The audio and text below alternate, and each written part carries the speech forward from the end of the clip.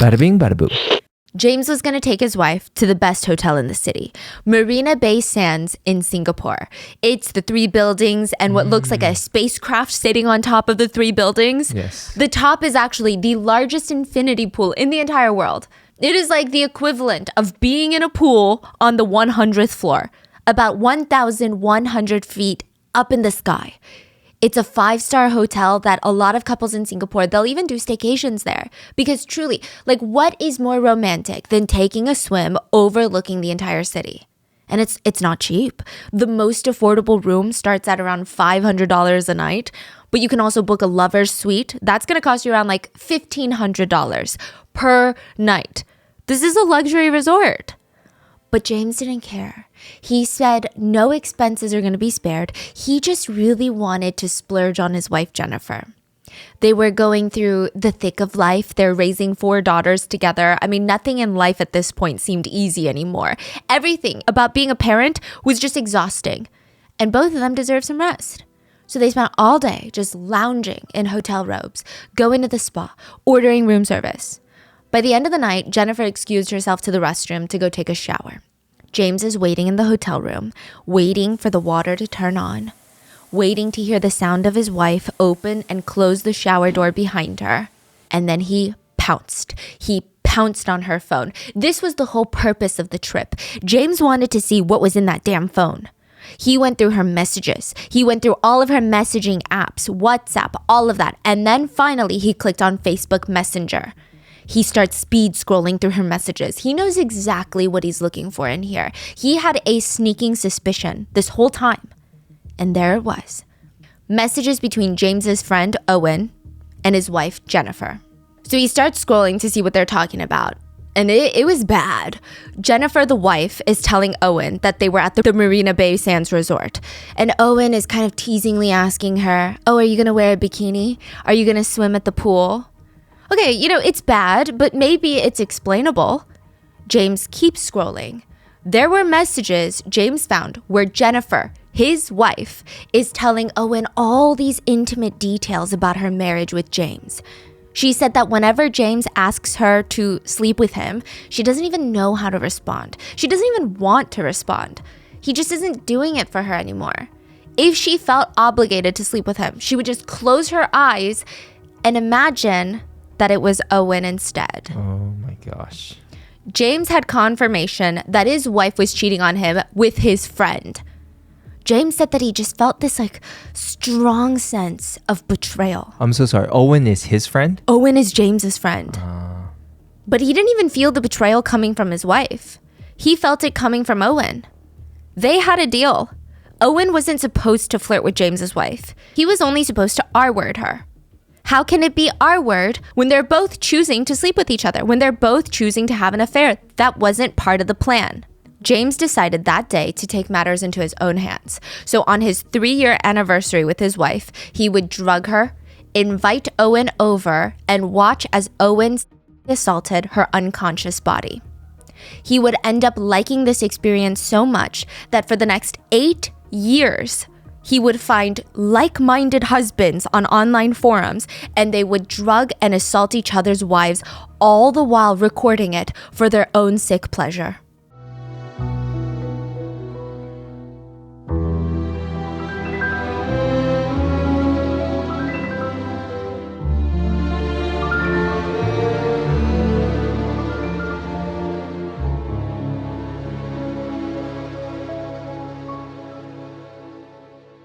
We would like to thank today's sponsors who have made it possible for Rotten Mango to support the National Network to End Domestic Violence. They are a nonprofit that focuses on creating a social, political, and economic environment in which partner-related, workplace, and stalking violence no longer exist. They also provide legal resources that are very easy to read in simple words and provide survivors with how to get a restraining order and so much more. I'm going to leave all the links in the description. But this episode's partnerships have also made it possible to support Rotten Mango's growing team of dedicated researchers and translators that work from all around the world. And we would also like to thank you for your continued support as we work on our mission to be worthy advocates of these causes. As always, full show notes are available at rottenmangopodcast.com. This case does involve heavy conversations of essay, so if you're not in the headspace for that, or if you feel like, okay, maybe this is too much, take it easy. Go watch a funny show, relax, and just remember to take care of yourself. We will see you in the next one. With that being said, this case does take place in Singapore, and due to their intense privacy laws, all parties involved in today's case cannot be named, not even the perpetrators, due to gag orders imposed by the court. In most online articles, all the perpetrators are given a single letter alias, so J, K, L, M, N, O, P. And in court documents, they were referred to as CEG, CEK, CEL, and so on and so forth, which would just make it so incredibly hard to follow for this episode. So I'm going to give everyone involved a nickname with their court-designated letter to make it easier to follow. And for clarity, the nicknames of the wives of the perpetrators are going to start with the same letter. So for example, James is J, and his wife will be called Jennifer in this episode. Kevin, his wife will be called Kathy in this episode. And so on and so forth. And so one last disclaimer before we get started. Like I said, this case takes place in Singapore, and this is not, I don't think I need to say this, but this is not a representation or even a judgment of Singapore or Singaporeans. Evil people literally exist everywhere, and it's not like they exclusively stay in a single country. In fact, Singapore has one of the lowest crime rates in the whole world. So just keep that in mind. And as always with foreign cases, if there's anything more that you'd like us to know about the case or something that's been miscommunicated, please leave it in the comments. Now, let's get started. James was a former safety officer who is now trying to make a name for himself live streaming. He had set up all the cameras and he was researching up the mics. He didn't set up the mics yet because they're a bit trickier. He needed to think a little bit more about where am I going to put it? Where's the best placement for the mics to pick up all the good sounds? But at least the cameras were up. So he starts live streaming straight away. He's texting all of his friends a link to his live stream, and he's asking if they could kindly come and support him. Almost every single one of his friends showed up to every single live stream in the beginning. Even though there were no mics set up, they couldn't hear a single thing that James was doing or saying. Nothing, just video, no audio. They showed up to give their unwavering support and encouragement. They were James's brothers, you know? After his lengthy live streams that usually happened in the middle of the night, his friends would stay up even if they had work the next day just to watch, just to support. Afterwards, his friends would flood the group chat with, "Nice show. That was very well done. You thought of every detail. We loved it. You keep getting better and better at this. Keep it up." James is getting off on this praise. He would smile, dim the lights on his phone so that his sleeping wife wouldn't see what he's doing, and he would rewatch his own live stream. The one where he was engaging in intimate relations with his wife. His wife was completely unaware that there were hidden cameras installed in the corner of their bedroom ceilings, live streaming everything to James's closest friends. His family friends, his best friends, and all of his little online buddies that he met on Sammy Boy. Have you heard of Sammy Boy? Mm-mm. So the forum Sammy Boy has two worlds. You've got Sammy Boy Alfresco Coffee Forum and then the Asian Values Forum. So the Sammy Boy Alfresco Coffee Forum is not about coffee. What Sammy Boy is a...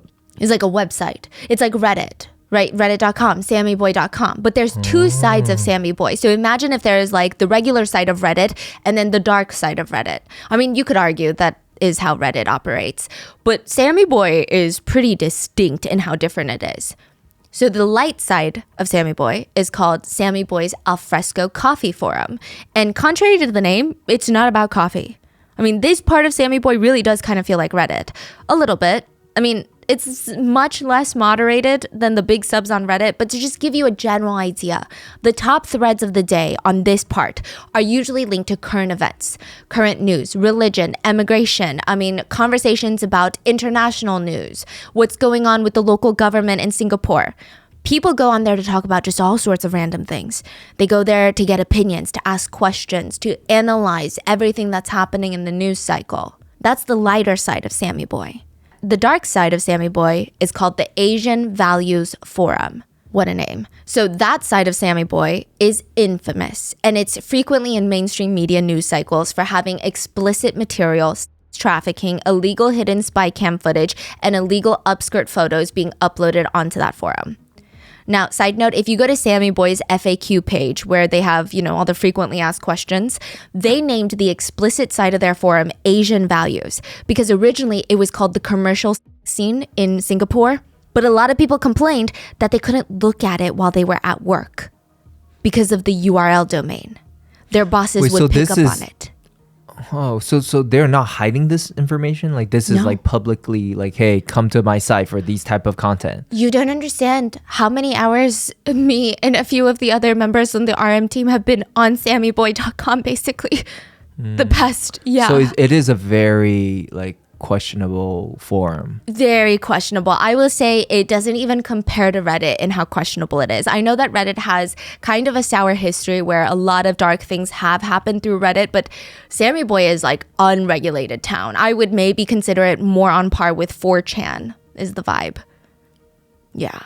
It's really intense. Now, a lot of people complained when it was called the commercial X scene in Singapore. They couldn't look at it at work because their bosses would get a list of all the URL domains that they would access while they were at work. And that's very obvious that it's a nasty website.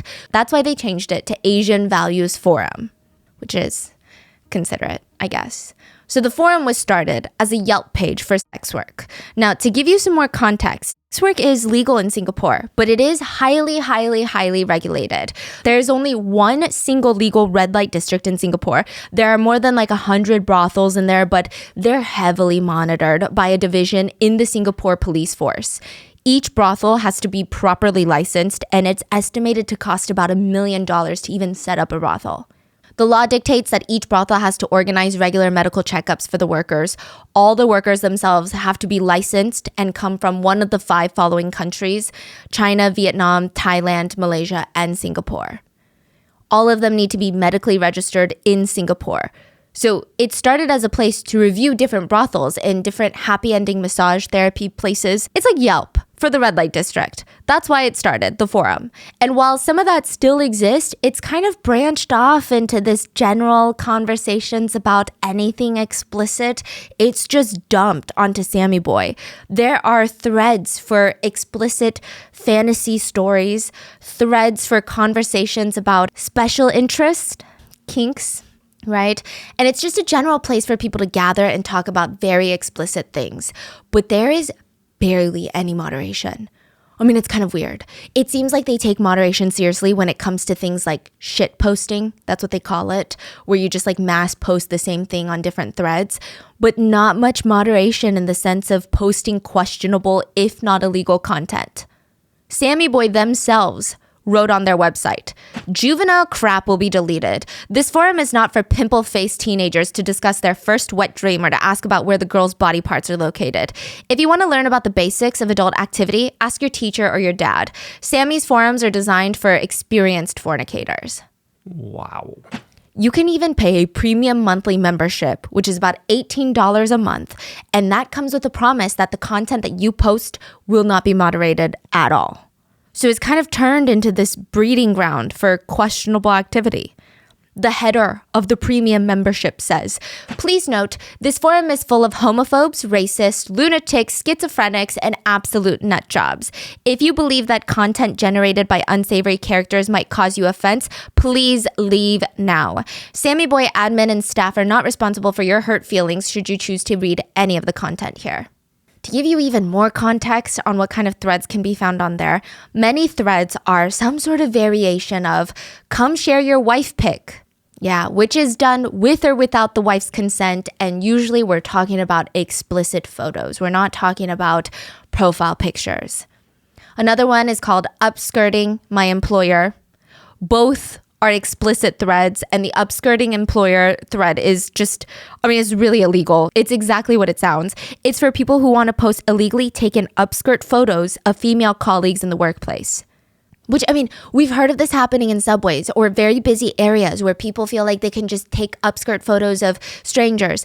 But to take illegal upskirt photos of your colleagues that you're interacting with on a professional level on a daily basis, it's like a notch above on the scale of messed up and illegal. There's explicit revenge videos posted on Sammy Boy, pictures and videos of girlfriends and wives being shared without their knowledge nor their consent. And you would think that most people would be so turned off by this. I was getting freaked out on there. I genuinely felt like the FBI was going to knock on my door because I don't know why so much of the threads just felt so illegal. I'm like, how am I accessing this website? This sounds super illegal. Yeah. Like, I don't know how any of them are not being investigated for the things that they're doing, you know? A lot of people were arrested because of Sammy Boy. Right, yeah. And this is probably one of the biggest ones, but it's still operating like very similarly to what it was before. It's just crazy. I mean, you would think that most people would be turned off by something that's so blatantly illegal and immoral. But one college student from Singapore, who is an active user of Sammy Boy, he said, I actually go to Sammy Boy for the non-consensual content. He said it was so much better than the conventional X-rated websites because in those videos, he's like, there's like a whole production team. There's paid actors. They're not really having fun. They're not really like enjoying the activity. Whereas the content on Sammy Boy, it's so much more authentic. He said he was addicted. He said the only way he would stop consuming this illegal content is probably the day he dies. He said sometimes if he sits there for too long and thinks about it, he kind of feels a little guilty for enjoying such content. But then he thinks, you know what? No matter what, someone's going to post this content. And just because I stop watching doesn't mean people will stop posting. So if the content is out there and I watch it and I don't watch it, like what difference does it make? He said, I know it's wrong, but what can they do to me? He said technically he's just streaming explicit videos, which is legal. The people that should be in trouble are the ones uploading and downloading the content. And a few did get in trouble. There was this fantasy story writer on Sammy Boy who was jailed for uploading hidden camera footage to accompany his stories. So he would write these really intense, vulgar, X-rated stories, like fantasies. They're fake, fictitious stories. But then he would throw in real-life hidden camera footage pictures to accompany the stories at the right parts where he felt like, ooh, this matches the scene. But the worst part of all of this is the explicit photos that he used were all women that he personally knew. He went into his mother-in-law's house and installed secret cameras into her bathroom. He took photos and videos of his sister-in-law showering, uploaded them to Sammy Boy. He's a church guy. He went to all of his church friends' houses and installed hidden cameras into one of his church friends' homes, watched her shower, uploaded it to Sammy Boy. He was finally caught, but there's more. There's so many incidents like this. Do we know what his sentence was? A few years. And I mean, this forum just gives very, very, very, very strong bro energy. And I'm not just saying that. A lot of the commentators on there actually call each other SBF bro, which means Sammy Boy Forum bro. There's a whole Sammy Boy dictionary that you can go to, which has shorthand abbreviated terms, and a lot of them deal with women's bodies and actions. Tarma means when there's 3 parties involved in explicit activities. There's a word for a regular-looking average girl. There's another word for a hot girl, a hot female. That's what they call it.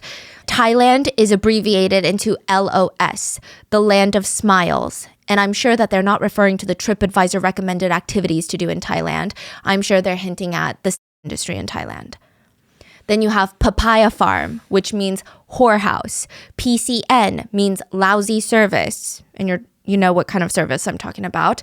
There's OMFIAMP,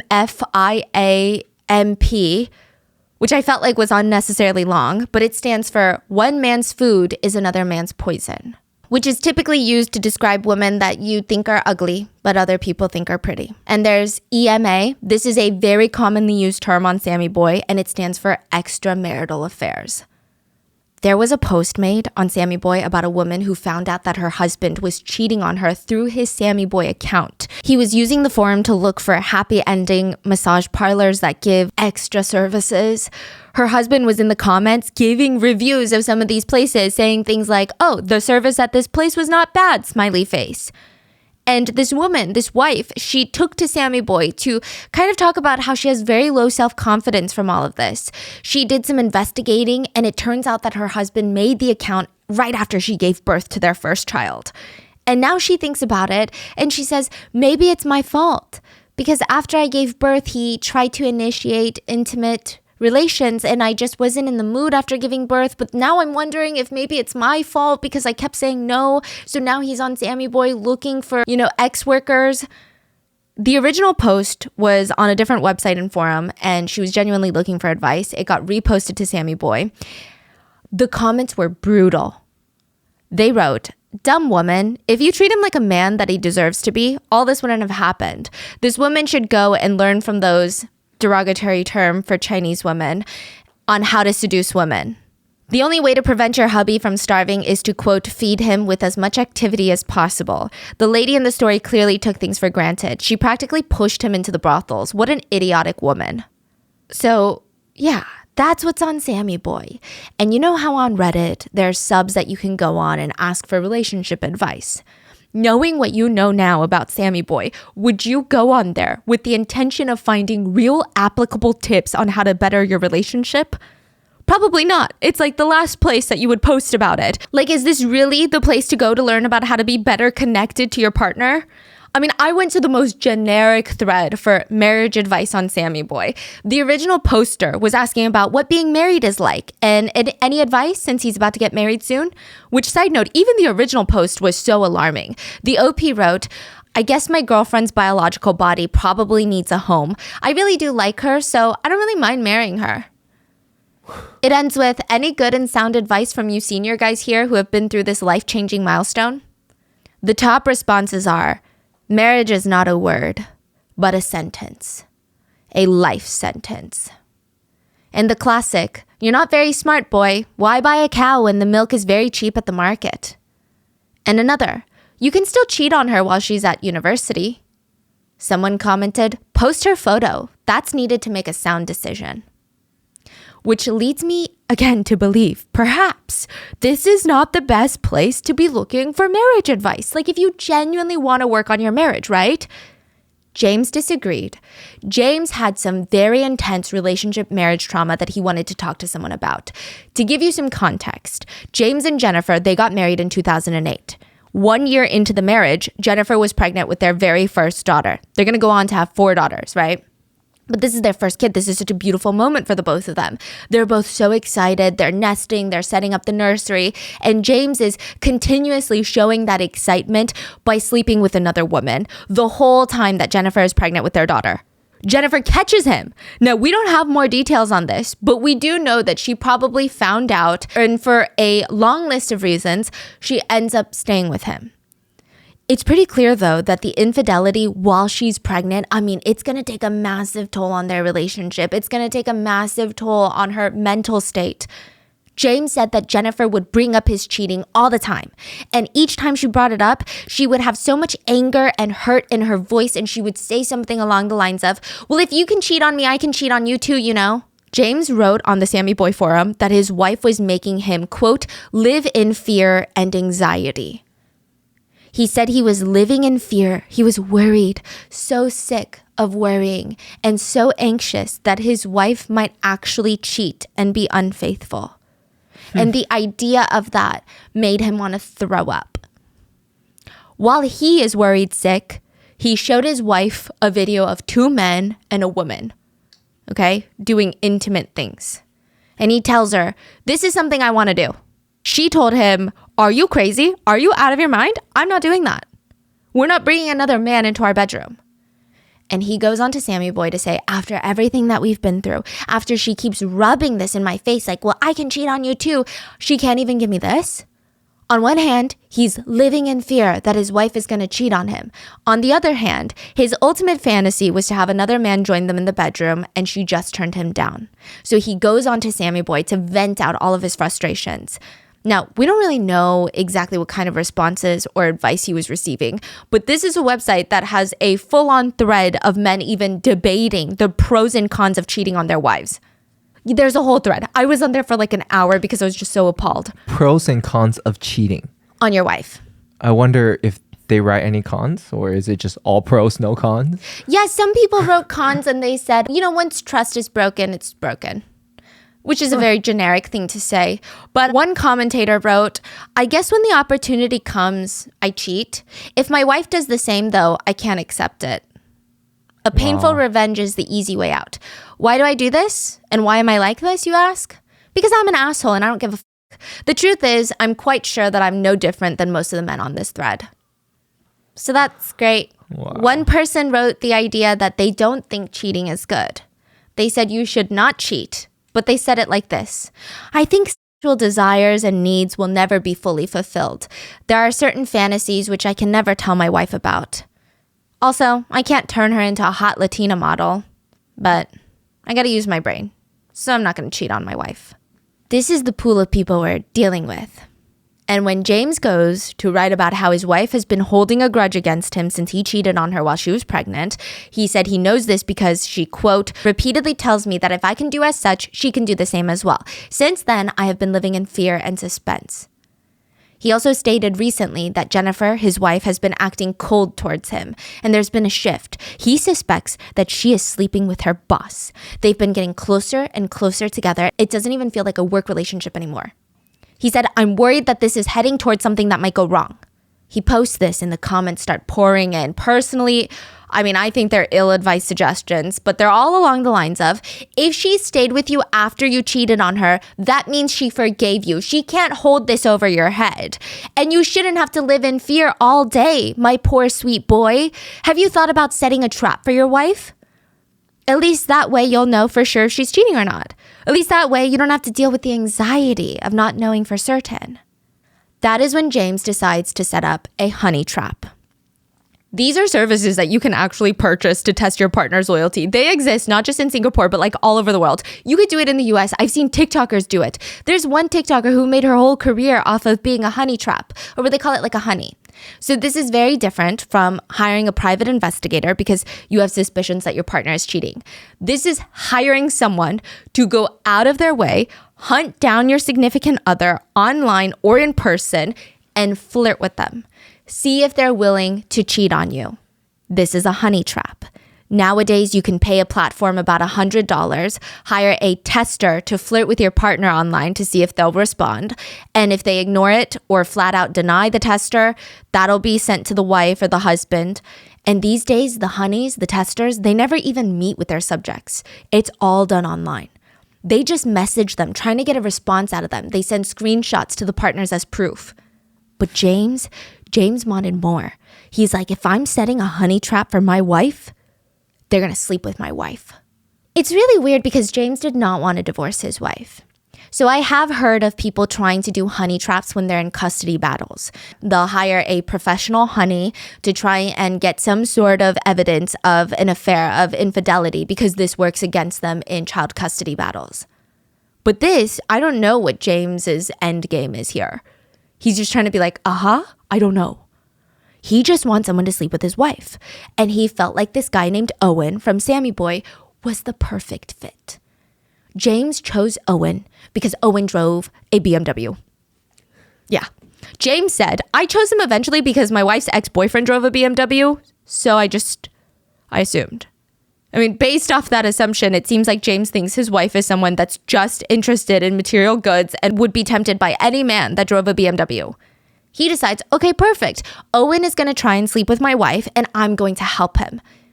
Everybody else on this thread is warning James, telling him, do not trust this Owen guy. I'm telling you right now, things aren't going to go well for you, James. Owen has a history of being very sneaky on these threads. So he's trying to have another guy, Owen, sleep with the wife or seduce the wife as a honey? Seduce the wife and eventually sleep with the wife. Oh, okay. It's really weird. So he's saying, I'm so scared my wife is cheating on me. Mm-hmm. So I'm going to set up a date with her with another man so she can cheat on me. Okay. Is what he's saying, basically. So he's not scared the wife that is cheating. Yeah. He just want to watch it. He just wants to watch it. Yeah, basically that's what's happening. He just wants his wife to sleep with another man. And I think he wants to get involved later. It's just the way that he's concocting all of this and pulling the strings is just so bizarre. Mm-hmm. So everybody's warning him, don't let Owen do this. This is going to backfire on you. But James said, the way that Owen expressed himself, he was very confident. I liked him. So they set up all these rules that made James feel reassured. Owen was going to tell him everything that happened between the two of them. Even if it's just a mundane text message, Owen would report anything that Jennifer said to him. James told him this is the only way this plan works, because as long as I feel like I have the power to pull out at any time, and I tell you to stop talking to my wife, you stop talking to my wife, that's the only way that this is going to be okay. If there's anything I'm uncomfortable with, I'm just going to tell you to stop.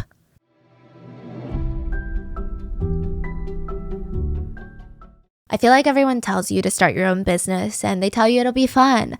But why is it that when you actually start working on your passion, you start hitting all these roadblocks? And I realize that there are so many things that are being gatekept from people that are starting their own businesses. And not even necessarily because people want to gatekeep, but I think people are worried that it's going to sound boring. But I would argue that nothing is more fun than watching your small business grow. When we had Grandpa Mango Studio up, which, side note, we're working on something fun coming up, we used Shopify. Shopify is the global commerce platform that helps you sell at every stage of your business. From the launch your online shop stage to the first real life store stage, all the way up to did we just hit 1 million orders stage? Shopify is here to help you grow. And Shopify will even help you turn browsers into buyers with the internet's best converting checkout, which is like 36% better on average compared to the other leading commerce platforms. And you can sell more with less effort thanks to Shopify Magic, your AI-powered all-star. I just love that with Shopify, they give you everything that you need to take control of your business and take your business to the next level. And as a business owner, this is probably the most important part for me, but Shopify has award-winning help that is there to support your success every step of the way. Shopify powers 10% of all e-commerce in the US, and Shopify is the global force behind millions of entrepreneurs. So sign up for a $1 per month trial period at shopify.com/rotten, all lowercase. Go to shopify.com/rotten now to grow your business, no matter what stage you're in. Shopify.com/rotten.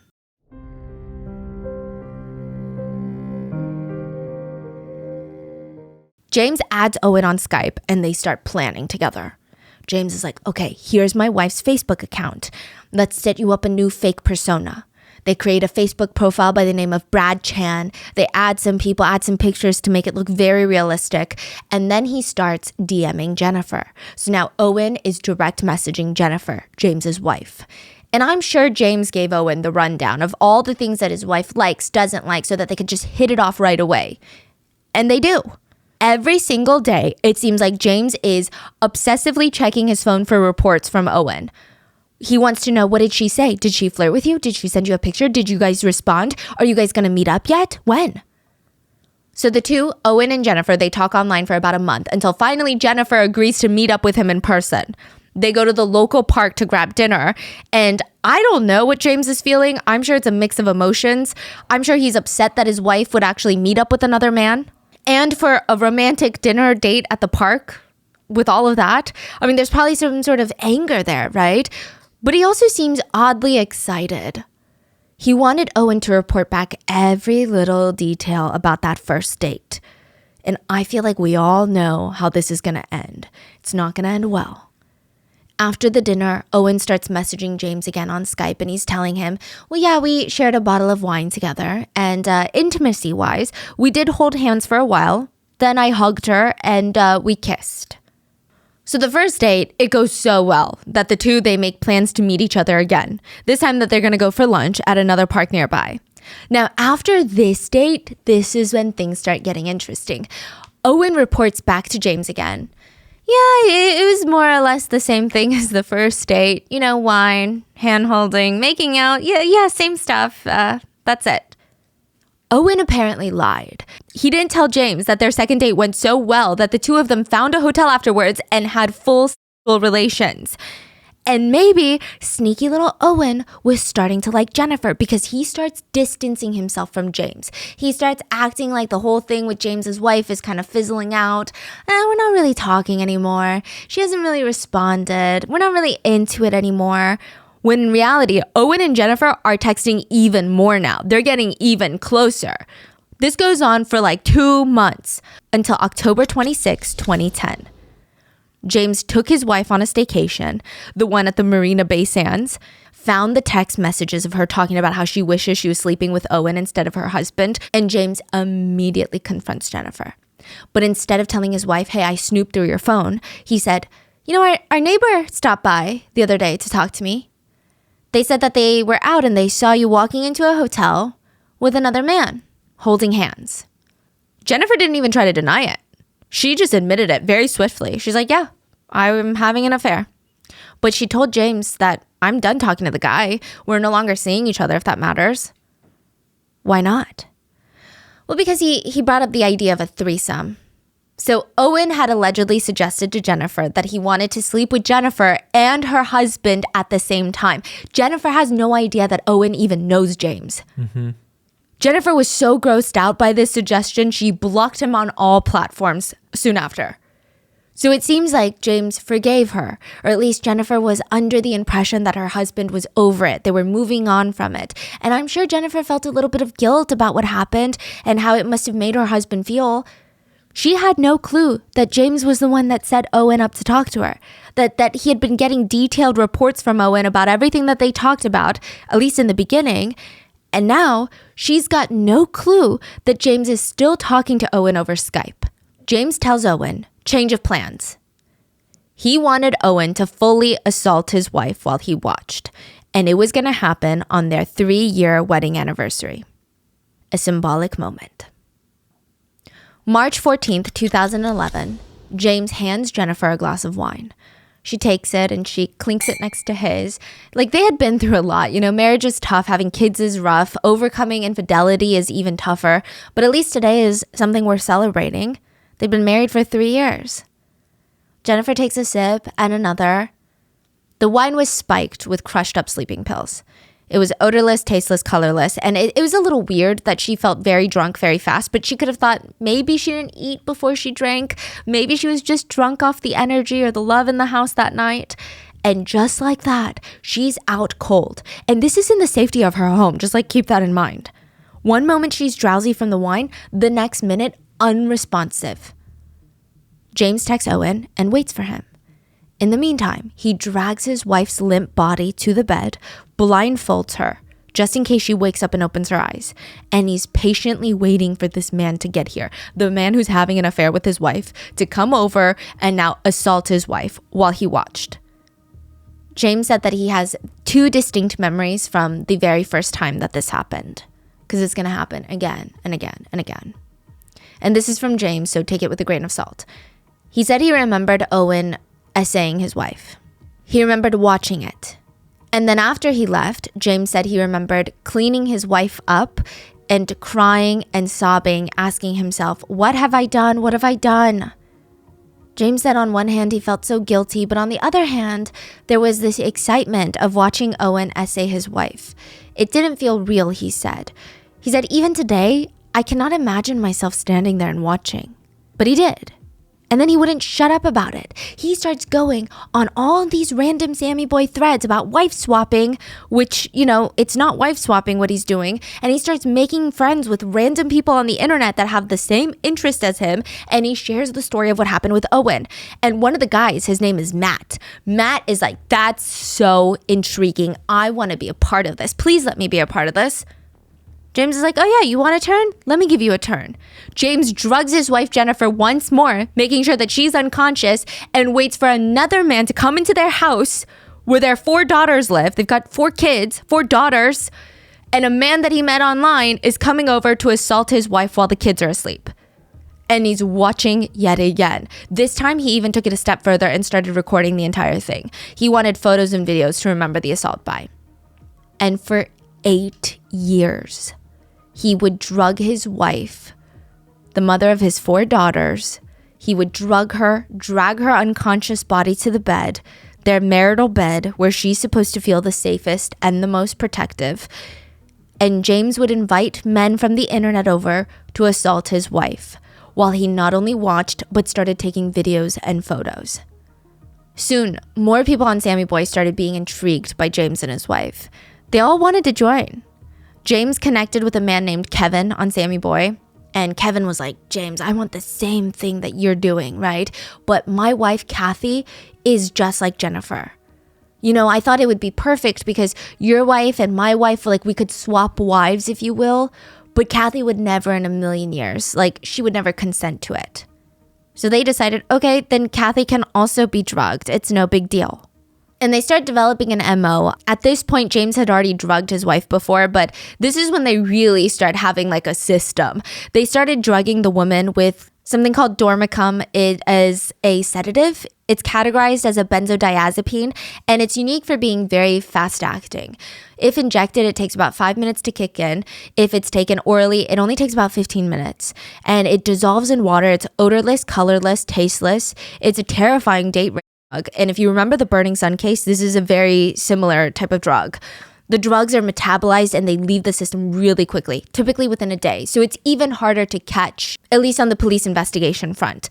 And I don't even think I need to tell you about how dangerous that is, especially since the husbands planned on mixing it with their wives' alcoholic beverages. That's even more reckless.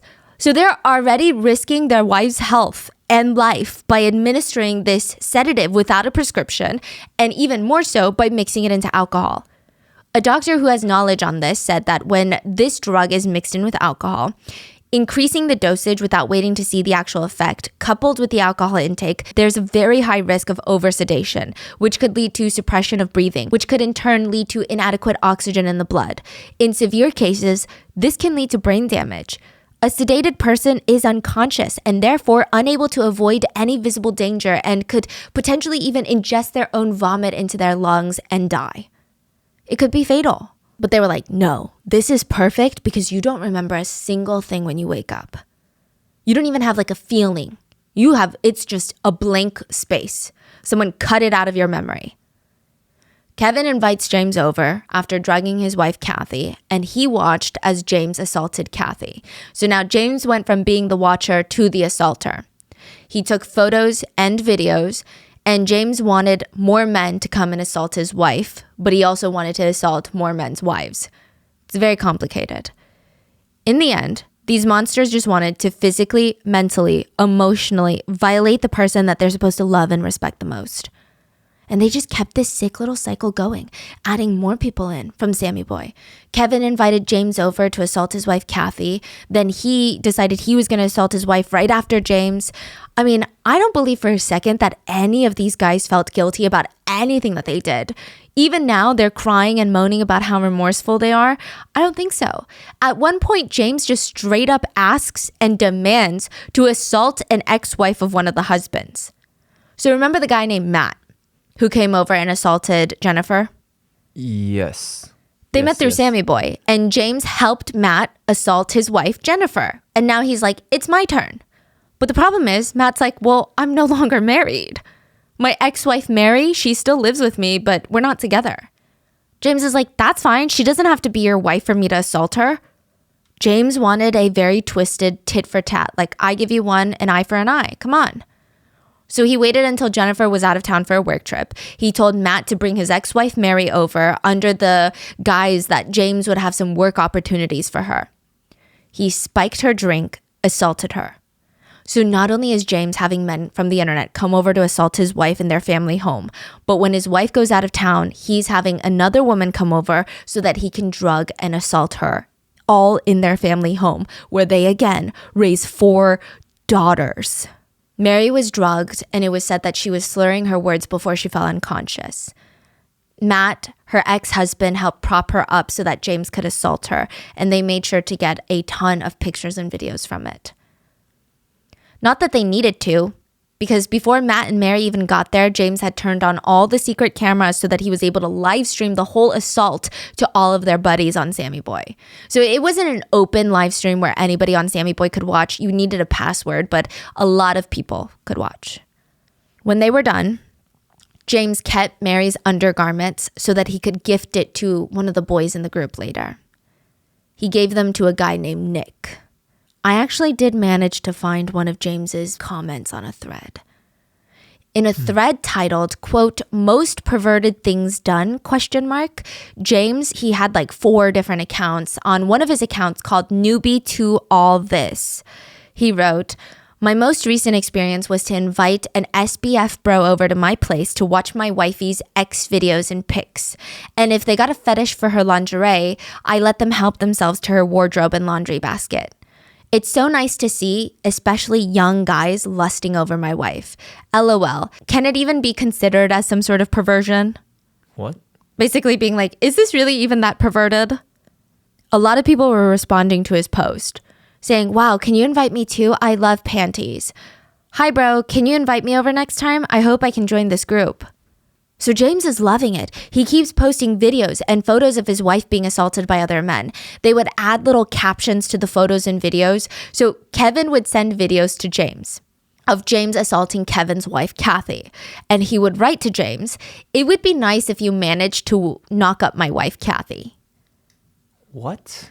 Which, like, we don't even need to go down that road of deciphering how messed up that is. They've already tried to strip Kathy of her bodily autonomy, but now they're like, let's take it a step further.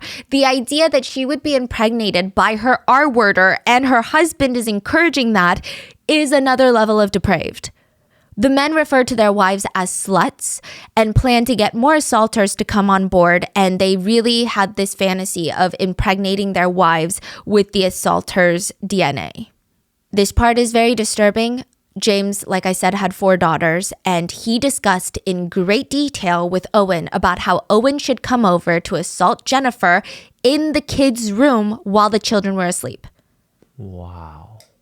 They laughed about how their wives were too dumb to even know what's going on. They were poking fun at the fact that they, as husbands, they wanted to have threesomes. They wanted to bring another man into the bedroom. The wives said, "You're crazy. Don't ever talk about stuff like that. No, no, no, no, no." And they said, the wives think they won, but in reality, we're still doing it. That was their whole hee ha ha thing. James messaged Kevin, "Women like Jennifer and Kathy, no matter how smart they think they are, they eventually get outsmarted by their husbands." Hee hee. James goes on to say, "I bet both of them still think that they're their husband's loyal wife," making fun of the fact that neither of them know that other men have violated their bodies. Additionally, they talked about their wives as if they were just objects or property to be given and gifted. Kevin told James in one instant that Kathy is, quote, "always yours," implying that Kathy belongs to Kevin and Kevin is gifting Kathy to James. On Nick's birthday dinner, this is another man that gets involved and assaults James's wife, Jennifer. On Nick's birthday, James sends him a picture of Nick assaulting Jennifer and wrote in the caption, "Happy birthday. I will always be knocked out waiting for you in bed. From your doll, Jennifer." He would also steal his wife's clothes and underwear to gift them to Nick, like a souvenir for the crimes that they've committed. Like, it's just a husband's world and the wives are just living in it. And I think now is probably a good time for a disclaimer. There are a lot of husbands who want to watch their wives be passionate with other men. I think it goes without saying that I personally don't shame people as long as everything they do is between consenting adults and no laws are being broken. I just feel like it's not my place to have an opinion on what people are into. And I almost feel like I need to give you the psychology behind these interests that people have, because if I don't, it does feel like in a lot of mainstream media articles, James is being grouped into this wife swapper community. And it just ends up demonizing a whole group of people who don't do anything wrong. A lot of media reports say that this is a wife sharing case, a wife swapping case, but it's not really. It's an assault case. Wife swapping, wife sharing, when done properly, is not illegal. So to undo some of that stigma, we're going to go down the psychology of why someone might be interested in watching their partner with someone else and how that differs from James and what he did, because James is not part of these people, right? I mean, it's very different. You'd be very surprised at how many people out there are interested in watching their wives sleep with someone else. I think it's one of those things where we can very easily react and say, well, that's crazy. Well, I could never, right? And that's perfectly fine if you don't want to. But it does seem like there's a lot of solid psychology behind the intrigue of something like this. And this is what I've been able to gather, just as a whole, from this genre, if you will. So again, this is not James psychology, because he's not part of this group, but right off the bat, the aspect that kept coming up in Reddit threads about this was the mixture of really good and really bad emotions that are really intense. They said it reminds them of Christmas. When you hear the Christmas songs and you see the lights, you smell the nutmeg and the spiced apples and the pine. It's this comforting and very happy feeling. But there's also kind of a sadness, because you think about all the days that have gone by and how you're no longer young and Christmas is no longer stress-free. And there's almost like a kind of a mixture of sorrow. A Redditor said, just like how that mixture of joy and slight sadness makes Christmas special, it makes this whole experience special. And I'm not speaking for everyone. This is just what I could find from hours and hours of Redditing this topic. It seems like the husbands, the ones who will watch, go through a series of really intense emotions. And I do think that this can, to a degree, be applied to James, but not fully. We'll get into it. So the first emotion, they said, is excitement and nerves. It's so taboo. There's such a thrill in doing something that's considered forbidden by society. They think it's naughty, and that in itself is so exciting. You know, society says you should never cheat on your partner. You should never actively and so bluntly cheat on your partner, literally in front of them. Then they said that there's happiness and joy at seeing your partner being happy and having such unique experiences. So this is to emphasize that the wife's participation, consent, and enjoyment of this process is a huge part of why some husbands would want to partake in these activities. Because they are seeing their wife be happy, is what they were explaining on Reddit. One husband said, you know, and it's also, my wife is the most beautiful woman in the world to me. I'd rather watch her than some adult actress that I don't know. So there's that voyeurism aspect. Some husbands said that it's like seeing your wife from a whole new angle. Only when you're not part of the activity can you see her from the outside and focus on like her every minute movement and expressions. And then they said this is where it gets complicated. The jealousy and insecurity starts to hit the husband. Perhaps there's an edge of embarrassment and self-doubt even. Some husbands believe the humiliation aspect of feeling weaker or lesser than or not really a man adds an extra layer of excitement to the whole process. And they said that you'll start wondering, oh, am I not good enough for my wife? And once it's over, now this is what I see a lot of husbands on Reddit at least talk about. It's called reclaiming.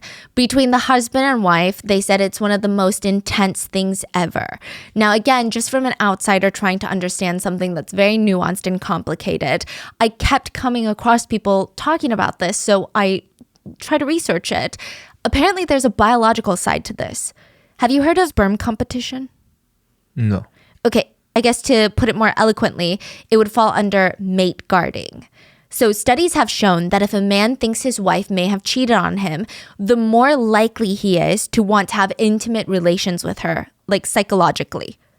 Oftentimes, even the physical volume of the product that comes out at the end will be greater in volume. There will be more of the final fluid.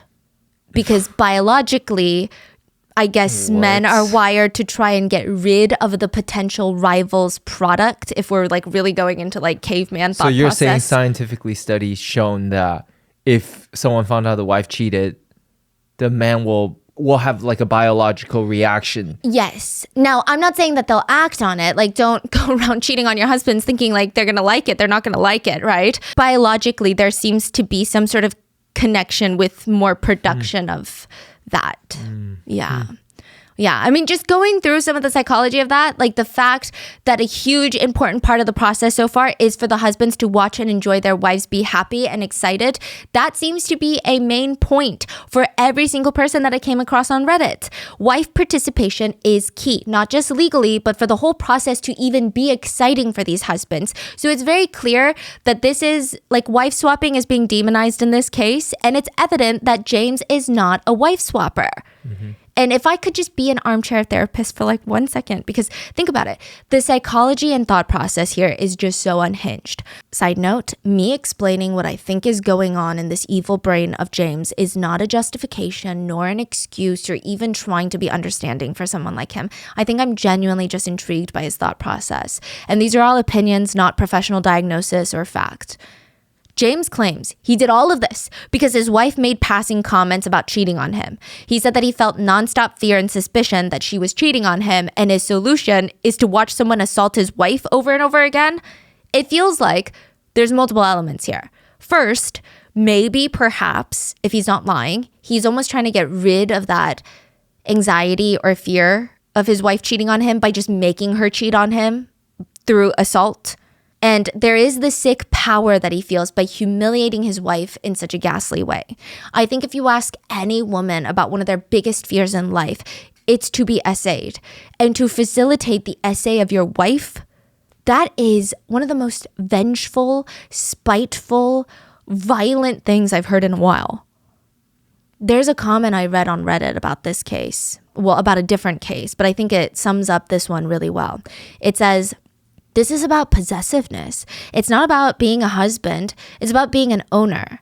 He hates his wife being looked at by other guys in situations that he can't control because in his mind, she is his property. He wants his wife to have intimate relations with another guy in a situation he set up and controls because he sees his wife as property that he decides to lend out on his terms. A part of it is the importance of him being able to make his wife do something she doesn't even want to do. We don't know if Jennifer felt gaps in her memory. We don't know if maybe she was beginning to suspect something because sometimes after drinking wine with her husband, she wouldn't even drink that much, but she would wake up the next morning and have no recollection of the night before. We don't know if she felt suspicious about any of that, but we do know that James literally did not care. Like he could not care less. He didn't care for her health or her mental well-being. One time, James had plans for one of the internet guys to come over and assault his wife. But Jennifer was feeling a bit sick that night. So she's like, I don't want to drink wine. Like, why would I drink wine? I'm feeling sick. Like, that's so weird. Stop pushing this cup of wine on me. I don't want a glass of wine. And he's like, okay, no, that's fine. He's being so kind. He's sympathizing with her and he tells her, I'm going to tuck you into bed and grab some meds. He comes back with a pill and a glass of water.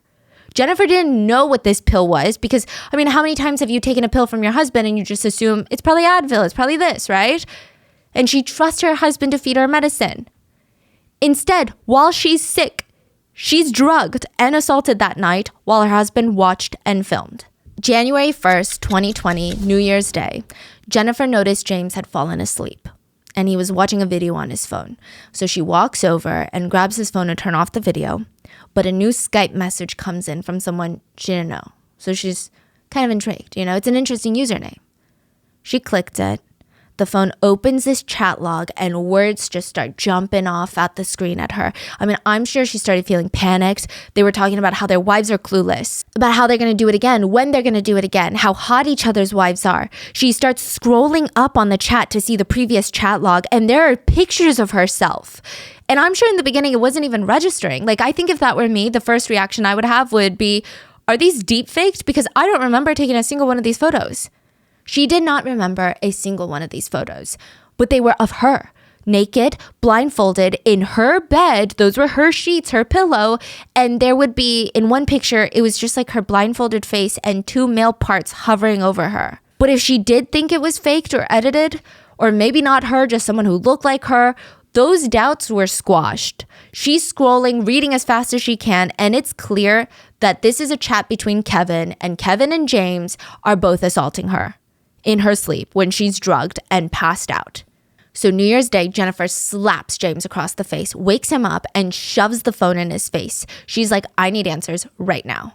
She wanted to know everything. What are they talking about? When did it happen? The pictures, when was that? Who was in there? The two men, who are the men? James quickly confesses to everything. Well, not everything. He says, yeah, so Kevin did assault you. He's basically saying, it was just Kevin. He said he took the picture where she's blindfolded and it was just him and Kevin. And she's like, who the hell is Kevin? Jennifer demands James take her to Kevin right now so that she can confront him and see if James is telling the truth. James hesitantly drives her to Kevin's place and she starts confronting both of them. They both confess. They're basically on their knees begging for forgiveness and understanding, saying it was a one-time thing. They just wanted to swap wives like one time after drugging them. That's it.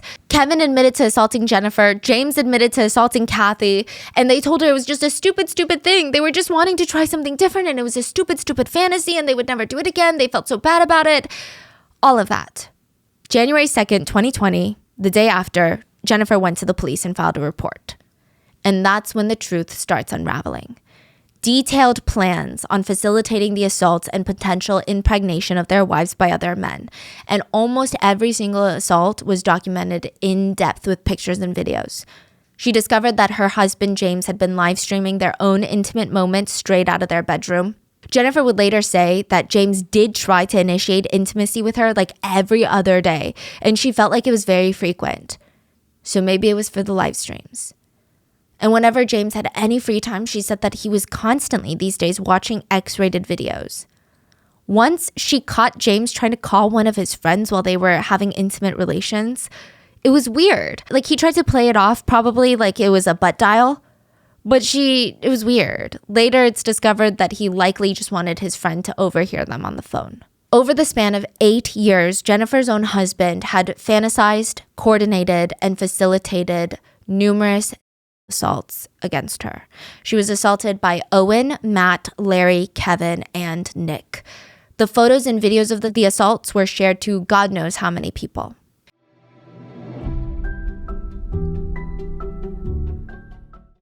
I feel like I always write down drink more water on my New Year's resolutions, but we really should start being better hydrated right now during the busy holiday season.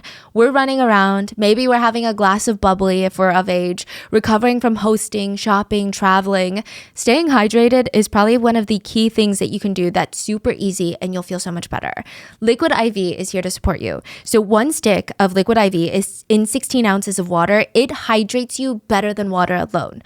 You also get 3 times the electrolytes of the leading sports drink, no artificial sweeteners, and 0 sugar. I love how convenient the packaging is. I always throw a few in my bag when I'm running errands, and I always have a few sticks of Liquid IV in my travel bag because Liquid IV hydrates 2 times faster than water alone, all in a single stick. When you're traveling, you're always forgetting to stay hydrated. This is my solution. And I always thought electrolytes, that's for athletes. Those are for gym people. But really, it's for everyone. Liquid IV contains 8 vitamins and nutrients for everyday wellness. It's non-GMO and free from gluten, dairy, and soy. And it replaces sugar with a proprietary amino acid called allulose blend. And not to mention, their sugar-free flavors are really, really good. They have white peach, green grape, lemon lime. I mean, they're so delicious. So even when I'm craving a tasty drink, I'll just throw Liquid IV in my bottle, which has helped me cut down on soda intake, which is also nice. So grab your Liquid IV hydration multiplier sugar-free in bulk nationwide at Costco. Or you can get 20% off when you go to liquidiv.com and use code Rotten Mango at checkout. That's 20% off anything you order when you shop Better Hydration today using promo code Rotten Mango at liquidiv.com.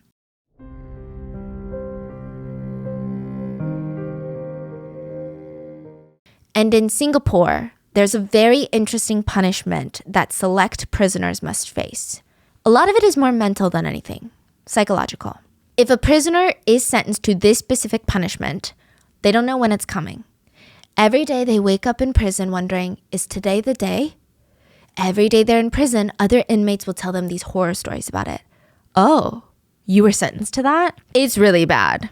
Really bad. You see that guy over there that's drooling and staring at the wall? He had that punishment. Yeah, never the same ever since then. The other prisoners, they burst out laughing and you have no idea if they're joking around or if they're being serious. Every time a guard makes eye contact with you, you wonder, are they going to call my name? Is it time for my punishment? One prisoner says, each and every day in prison, you sleep, you wake up and you worry. I waited 3 months before it happened to me. 3 months, I was just waiting.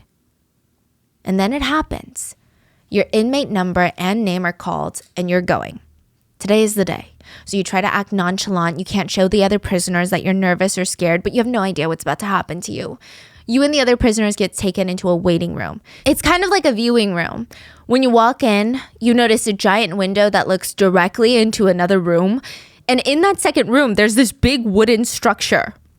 It looks like a contraption, maybe like a giant ladder. And there's muscular men just lined up against the wall. They call them commandos, the men. And they're all holding 5-foot-long sticks, a cane. The sticks are about a ½ inch in diameter, which doesn't sound very thick, but in this case, thinner might be worse.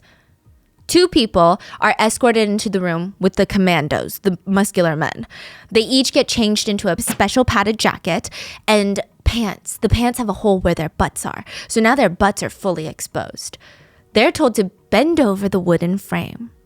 Their ankles are tied down, their wrists are tied down, they're fully bent over, creating a 90-degree angle. They cannot move. There's a wooden bar on either side of their torso and one supporting their stomach. So they can't move their arms, legs, stomach. They can't scoot backwards. They can't scooch forwards.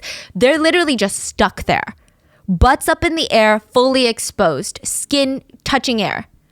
So they're wearing special pants with their butt cut out? Yeah, a hole.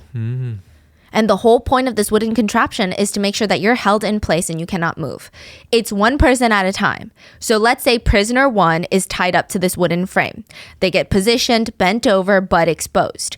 Prisoner 2 is in the same room with prisoner 1. They get to watch up and close what's going to happen to prisoner 1, knowing damn well it's going to happen to them next.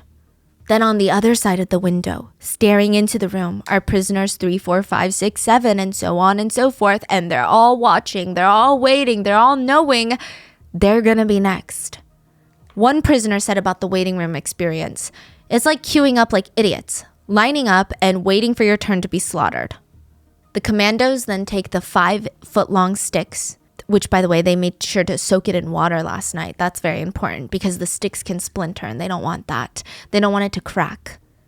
They hold the cane with both hands like a baseball bat, or maybe more like a golf club, and they start swinging it back and forth midair. You're just hearing whoosh, whoosh, whoosh noises. The commandos are trying to intimidate them because the prisoners know they're trying to show how fast they can swing, because in a few seconds, each prisoner is going to get a determined number of strokes on their exposed butt.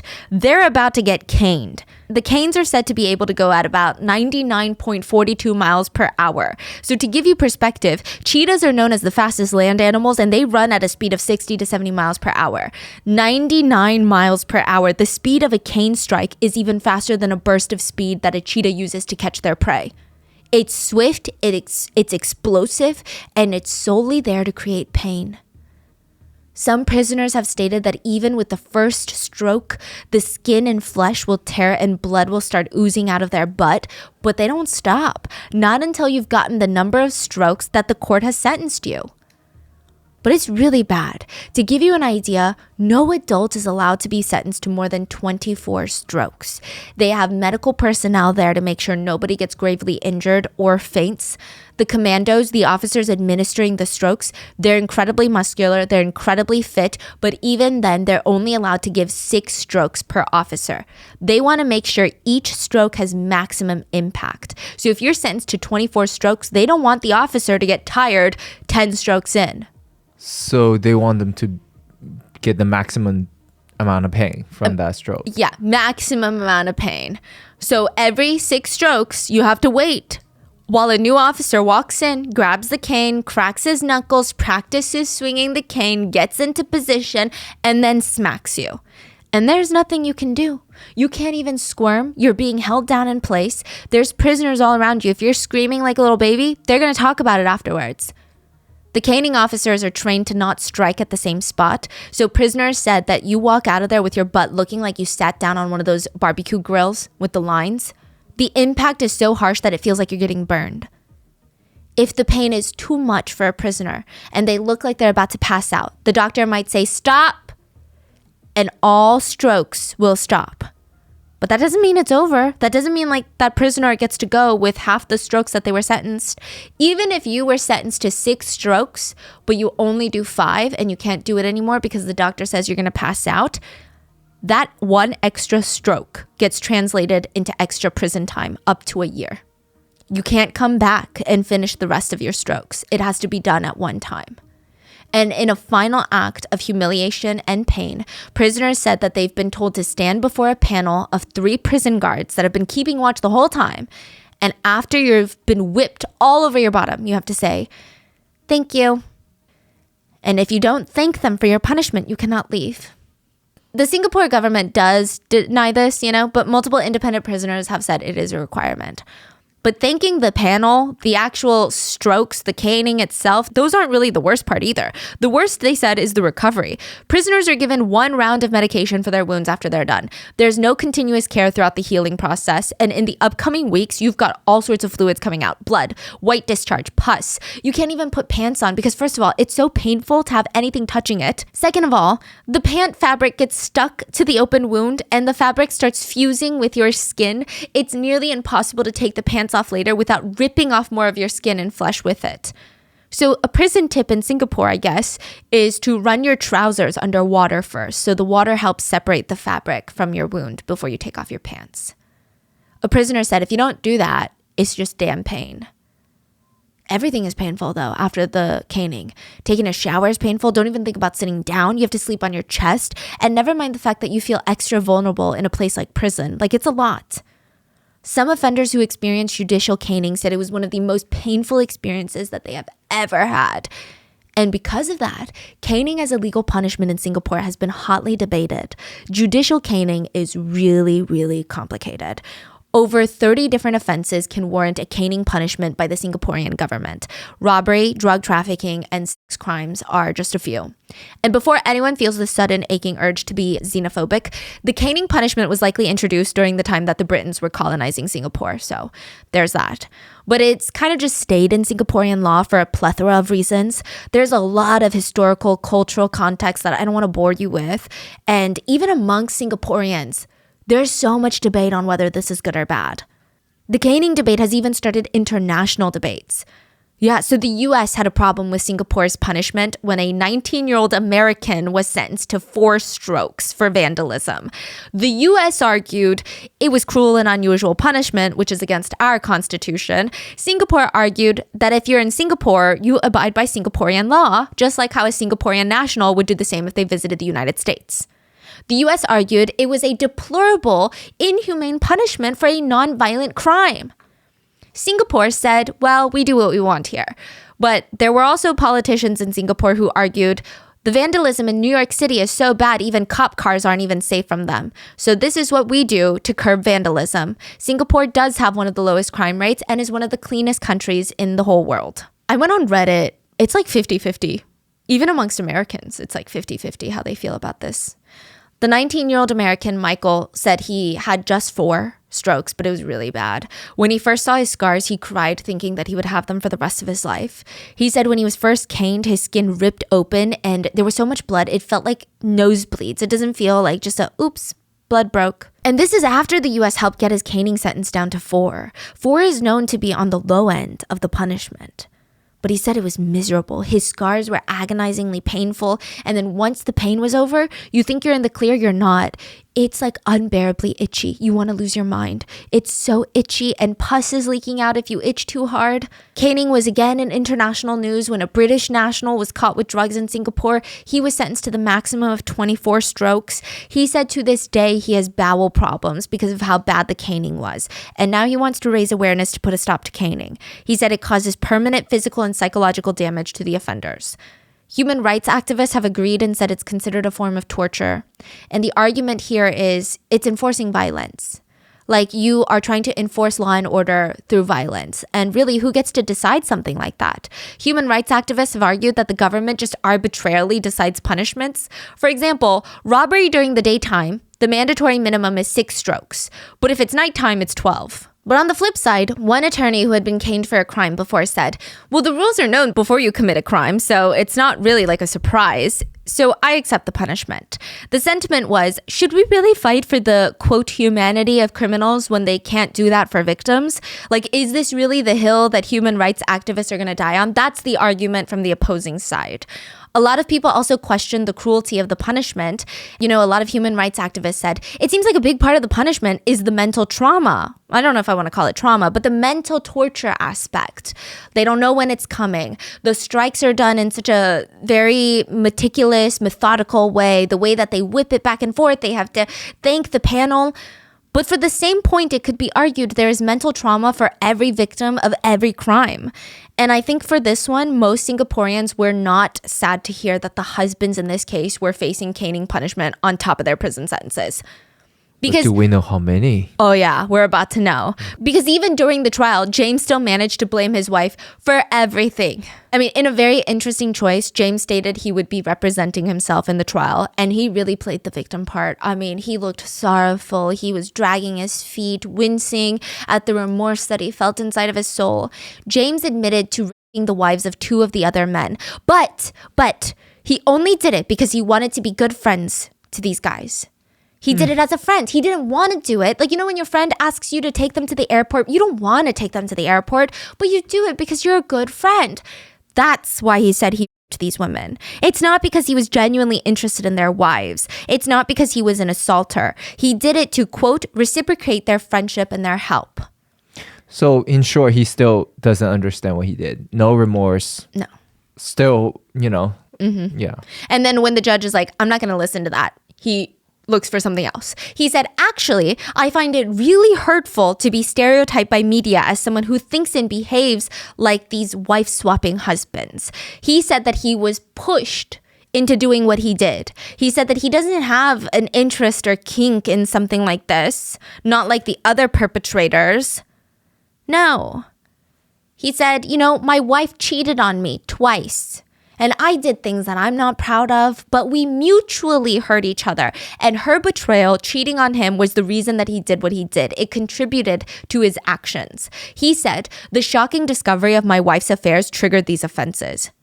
When describing his wife's alleged second affair, he wrote, to further rub salt into the injury, my wife had another affair with her colleague. He claimed that his wife taunted, mocked, and humiliated him, and that all these events pushed him over the edge and made him want to lash out in retaliation. But remember, that's not a good excuse, first of all. Second of all, for 8 years. Yeah. Yeah. Yeah. However, he argued he should have a light punishment because he was, quote, sincerely regretful of his wrongdoings and he wanted to submit himself to receive punishment as soon as possible. He brought in letters for the judge from all 4 of his daughters, character witness letters, which thankfully were not read in court, another letter from his mom, who argued that he was a great son and great family man, and you can see probably how he ended up this way as well. A letter from his wife to show that his family wanted him home. That's what he said that letter said. I don't think that's what that letter said at all. So when he realized that the judge was feeling less than sympathetic, James starts changing his tune. He starts accusing the media. He starts accusing the journalists and the reporters for over-sensationalizing the story. He said the reporters were, quote, irresponsible and unethical for trying to make his case about explicit videos and fantasies of wife swapping. He said, that's totally not what I am in reality. He has so many people to blame. Yeah. Which it is very true. That's not what he is in reality. He is not a wife swapper. He is an R-worder. But essentially, he blamed everyone for his actions, from his wife to his co-perpetrators to even netizens and the press. He even argued with the judge that netizens and media have made it so hard for his wife. He said, right now, oh, get this. What is going? Wow. He said this with his full chest. He said, right now, my main concern is the safety of my wife as well as my children. So I would like to seek your honor's consideration in putting me to go for legal assessment and diagnosis of what's really going on in my mind. He's basically saying, look, I'm going to get some therapy. Can you just let me out so I can protect my wife? Netizens were shocked because he is the danger to his wife.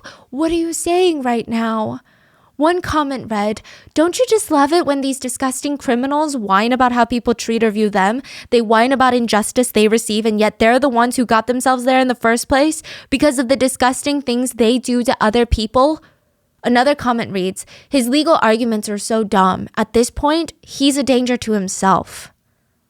When all of these things didn't work out, he starts pulling out psychiatric findings. He said he was diagnosed to be addicted to sex. To be more precise, he and his therapist agreed that he had compulsive sexual behavior, which I think is a wild argument to make. Sex addiction is real. How is that relevant? It's not an excuse nor a mitigating factor for a crime. So just to clarify, this is a very real diagnosis that can have big impact on people's lives. It's described as an intense focus on fantasies or urges or behaviors and a pattern of failure to control such impulses, which ultimately result in repetitive negative sexual behavior. Okay, that doesn't impact anything that he did, and it just doesn't make sense. I mean, first of all, the prosecutors don't even believe that he has that diagnosis, and second of all, they argued, even if he has it, all that is a rapist who claims they're addicted to sex, and all that means is he has a high sex drive, which honestly could be argued it makes him more dangerous to be a free man. The judge seemed to agree.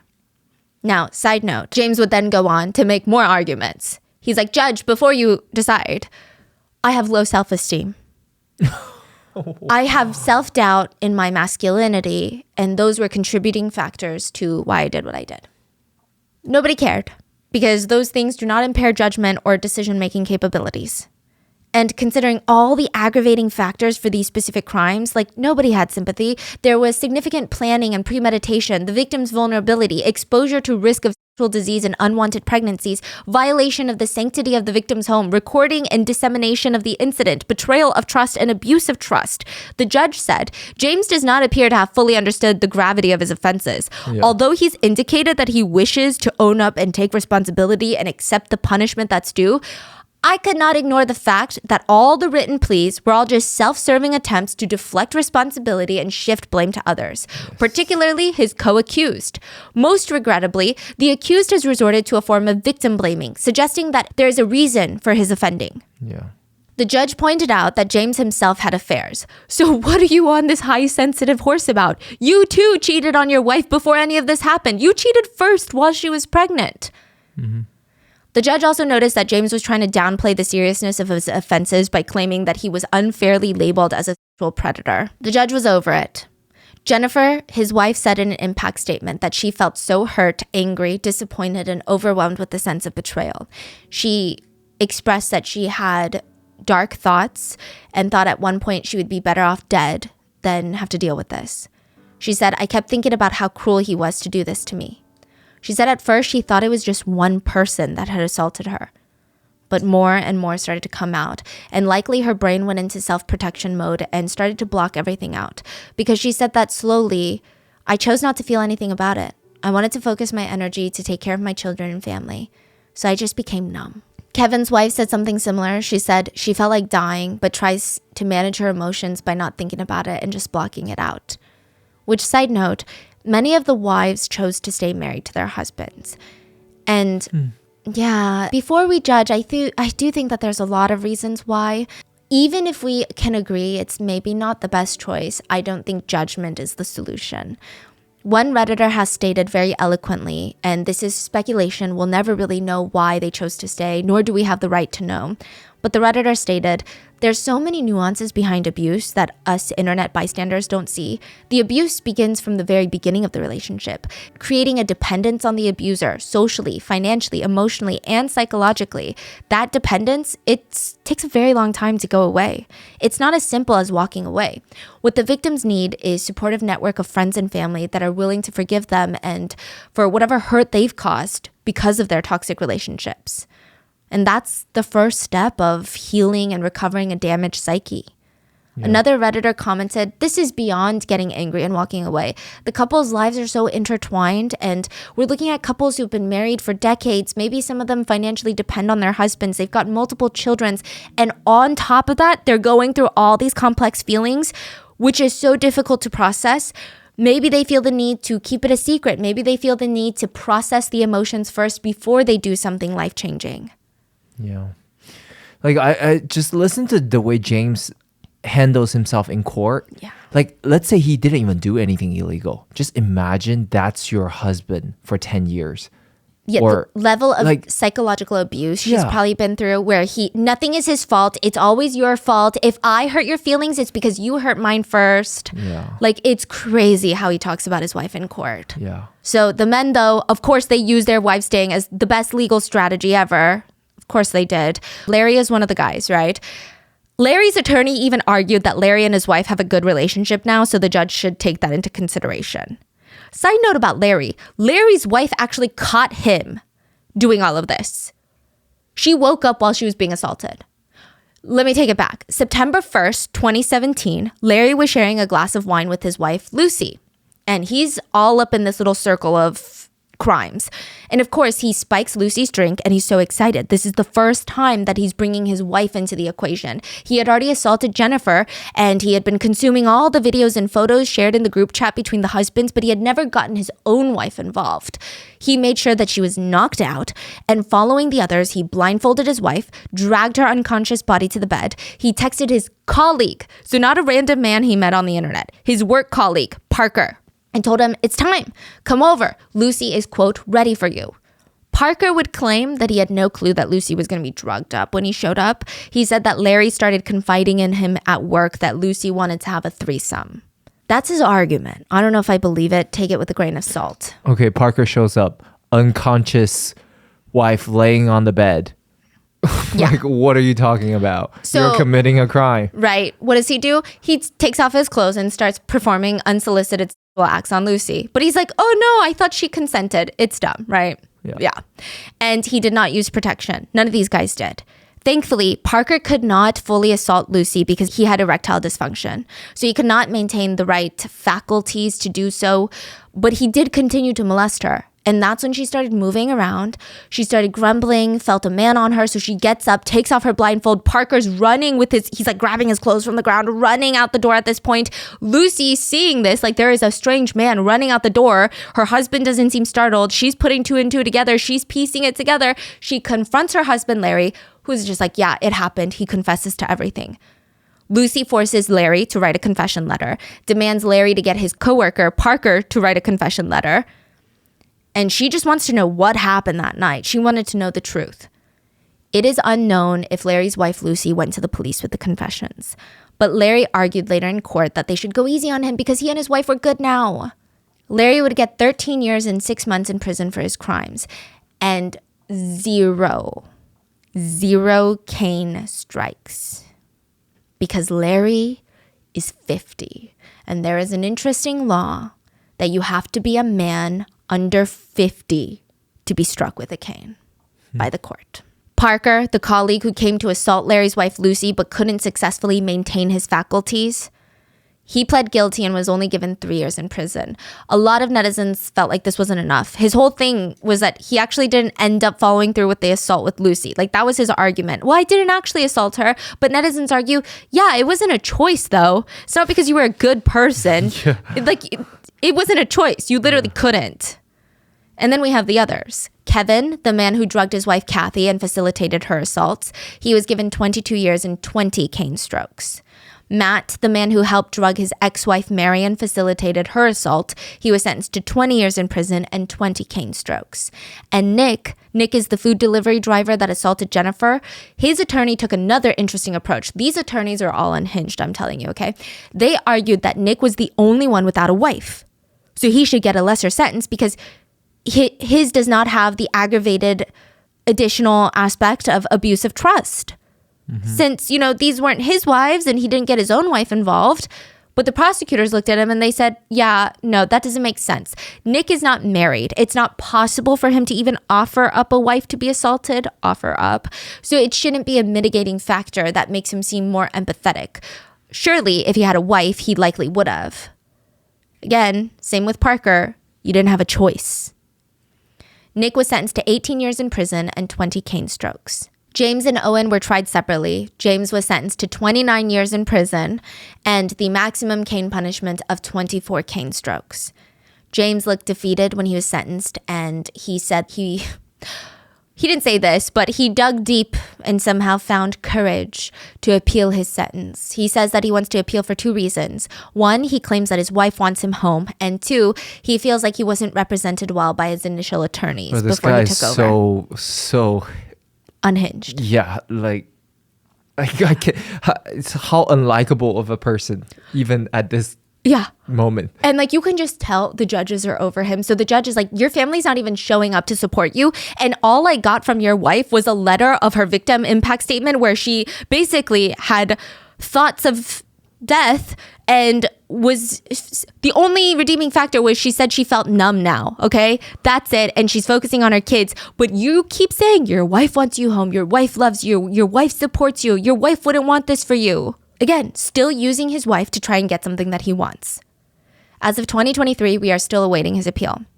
With Owen, he went on trial August of this year, and Owen argued that he never wanted to assault Jennifer. James invited him and forced him to do things to Jennifer. He never wanted this to happen. Owen stated he felt scared and he only did it to get out of the situation. It was arguably not a bright legal move because there were literal messages between Owen and James where they were talking about drugging Jennifer and doing this. Owen even cutely named the whole plan Operation Jennifer. He even nervously messaged James, whatever caught. So clearly he knew. He was convicted and he will be sentenced January of 2024. He is facing 20 years in prison with a fine or caning punishment. The judge presiding over this case said it was, quote, one of the most astonishing and atrocious cases of sexual assault to ever come before this court. Many victims are able to lean on family members, including their husbands, to deal with the after effects of trauma after an assault like this. But these women cannot do that because it was their husbands that did this. It is such a gross betrayal of trust. The prosecutors on this case stated, when a woman enters into a marriage, she entrusts herself to her husband. She trusts that the man who sleeps beside her will not harm her as she sleeps. She trusts that in sickness, her husband, the father of her children, will not poison her with drugs passed off as medicine. She trusts that her husband will keep private their most intimate sexual moments together. Instead, the men breach their wives' trust on every front. Netizens commented, the law must severely punish them to prevent ruining society. Others said, why can't we publicize their names? As for Sammy Boy, it is still an up and running site. A lot of Singaporean netizens want the site to be fully taken down, and they're confused how it's still up and running in a country where even chewing gum is banned. Did you know chewing gum is... What? Yeah. Chewing gum is banned in Singapore. It's illegal. Really? The laws are more lax now. I think there's some provisions where you can bring in enough chewing gum for personal use. If you import chewing gum to the extent where it looks like you're going to distribute it or sell it, you can face a fine or go to prison. They really don't like, they're crazy about cleanliness and order in Singapore. And there was a problem with chewing gum being just like stuck onto Everywhere. floors. I mean, so chewing gum is banned. And they're like, how is this website not banned? But apparently it's very complicated. Sammy Boy servers are not based in Singapore, which if they were, Singaporean authorities could just seize them and arrest all of those operating the website.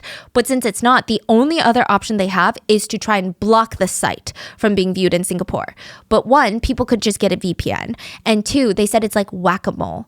So Sammy Boy constantly changes the URL to the explicit forum to keep the website restricted would take so much coordinated oversight and taxpayer dollar, it would be insane. So Sammy Boy still thrives with who knows how much illegal content being uploaded and distributed on there. And again, this is not me saying Sammy Boy is all bad and everyone on there is bad and doing illegal, shady, gross things. That's not what I said at all. But we have to admit there definitely is a dark underbelly to this forum. But I will say, before you lose hope in humanity, most people everywhere usually are still sane and logical. And I hope that these husbands are just a small portion. But someone did make a very grim comment about this. They wrote, these are the only ones who got caught. Imagine how many hundreds are out there doing the same wife sharing without their wives knowing. So, what are your thoughts on this case? Please be safe, and I will see you guys on Sunday for the mini-sode. Bye.